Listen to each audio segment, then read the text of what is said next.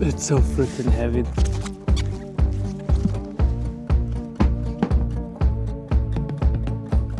Hey, and welcome back. My name is Max, and I will convert this Iveco VM90 to a new Overlander. Therefore, we will retire our old trusty 40-year-old G-Wagon. My wife Danya and I converted it as well a few years ago, and we drove around 50,000 kilometers with it through 23 countries. And our dog Pongo helped a lot as well, obviously. After traveling for almost a year in the G, we decided to start a new build from scratch, including all the things we've learned while building and traveling with it. I previously made a video about it, you can find it here.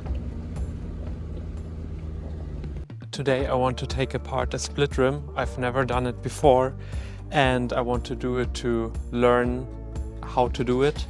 And the other reason is that I don't know if we have tubes or no tubes, and I think it's important to know. So I will take it apart and take you with me. Here you have the rim, and here on the outside you can see that split ring. So what is a split rim? It's a rim that's made from several individual parts. You have the main rim and a detachable outer flange that is held in place by a locker ring.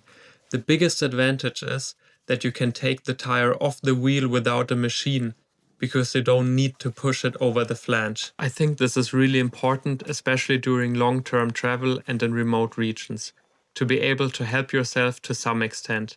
I think normally, in most cases, there will always be some kind of help. Oh, this is freaking heavy. Whoa. I'm always surprised when and where we met people. When I thought I was in the absolute middle of nowhere and there's some shepherd or guy on a scooter.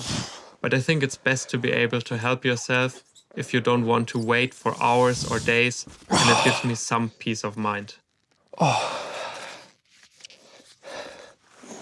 It's so freaking heavy, that thing. It's so tall. Whew.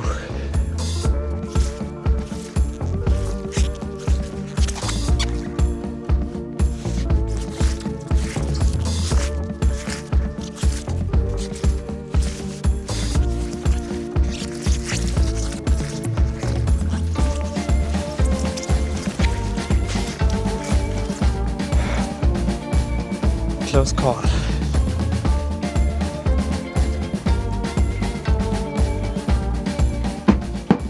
This was a freaking mission. Those things are so huge. I have an idea how to show you how tall they are and how heavy they are.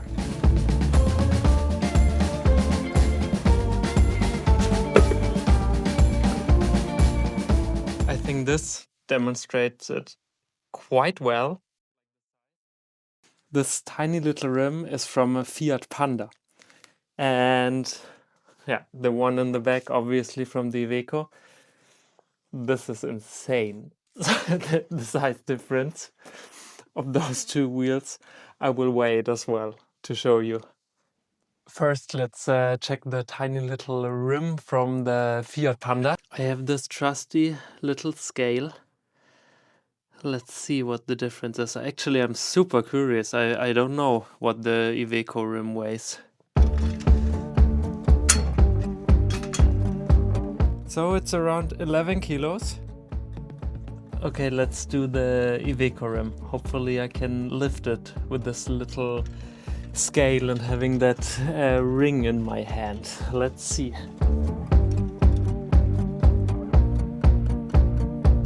Whoa, I don't have it up yet, and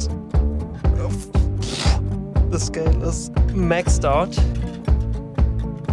Okay, I have no idea. The scale is maxed out. The scale ends at 50 kilos and I didn't even lift it. So I think that shows how heavy that Iveco wheel is. And I understand why I have a hard time lifting it and rolling it around, and it's also like an object that is hard to grab and to have it in your hands. Okay, so let's start with the real project and stop the side quest and take the rim apart. Little disclaimer, I'm not an expert. I just checked on the internet what I have to do. This is not a comprehensive guide or whatever how to do it, so do it on your own risk. I'm doing it on my own risk, and we will find out together how to do it. I will set a timer. I'm really curious how long it will take, and I will show you in the end of the video. So let's go. The first and most important thing about all of this is to release all of the air out of the tire. It's super dangerous if you leave the air in.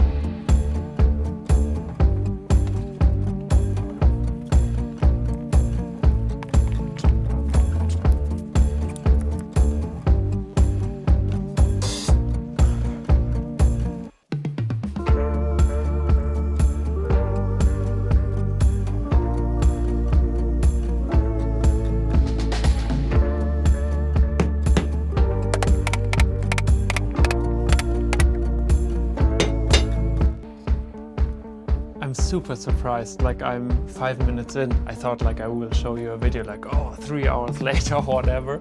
But the hammering did such a great job now. Like it's not out yet, but everything is loose. I'm so surprised. So I will see like how long it will take out the ring, but it's already loose. I would have never thought that.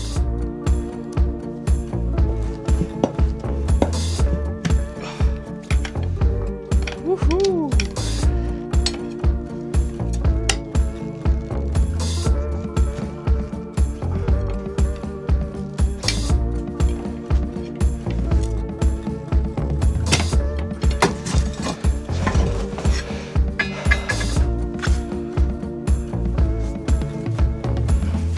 I'm really surprised how well this worked, but actually I'm not quite done yet.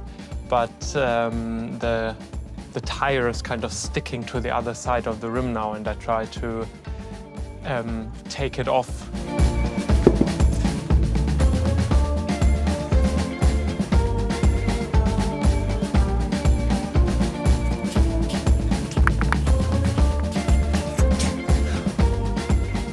I'm trying to have it elevated to push down the tire and having the rim like up on there. But that doesn't work, so I need to figure out something else.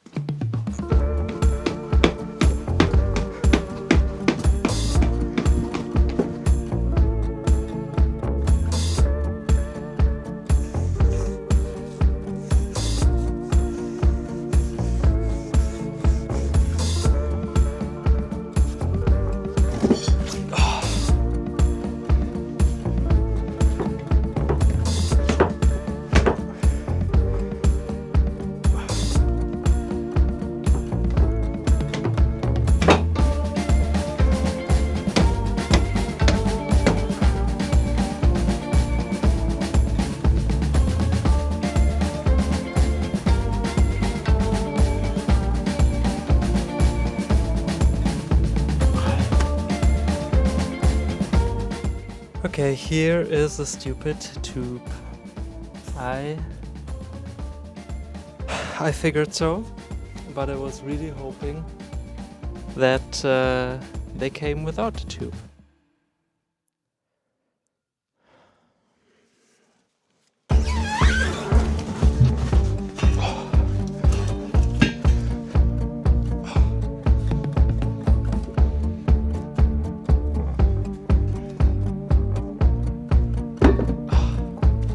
So it's disassembled. Let's check the time. It's almost an hour with filming. I think I'm quite surprised. I wouldn't have thought that it's so quick. I think it's a super cool rim actually. And probably next time it would be faster when not everything is like caked together and not as much rust. Really, really cool. Let's wait again and see what it is now, because now I don't have one single piece anymore that is over 50. So let's check it out. Okay, so now I have only the rim, and only the rim is 26 kilos without the locking ring, so it's probably around 30.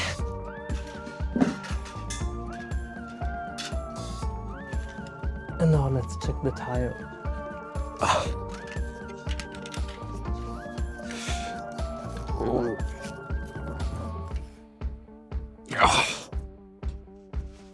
It's so heavy. I actually, like, I can lift it, but I have a really hard time looking at it because it's so, like, lifting it and looking at it, it's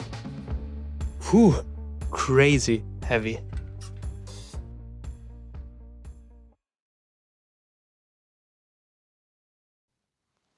We have a rim with a tube. To be fair, I kind of expected it. I'm a little bit disappointed. It would have been a little bit too nice to have a rim without a tube, so that we don't need to buy new rims. But I think we have to buy new rims. It's super good to know. It's amazing that I did it. I'm really happy actually. They are amazing. I've never done it before. It took me around an hour with filming, so I think maybe 45 minutes. And I think it will be, with this one, it will be so much easier doing it again. For the future, I would really like to buy split rims again. I think it comes in super handy when traveling.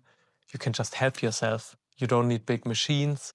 And it's a big advantage when you can fix a tire from the inside out instead of just plugging a hole from the outside.